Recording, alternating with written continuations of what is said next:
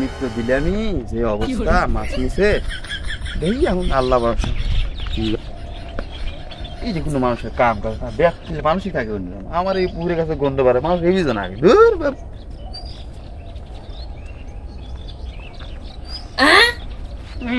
কি ব্যক্তি বুড়ো হয়ে গেলে তো দায়িত্ব না দেখো তো কোন জায়গায় বসে কি করতেছে রাস্তাঘাটে কিন্তু চলা যায় না।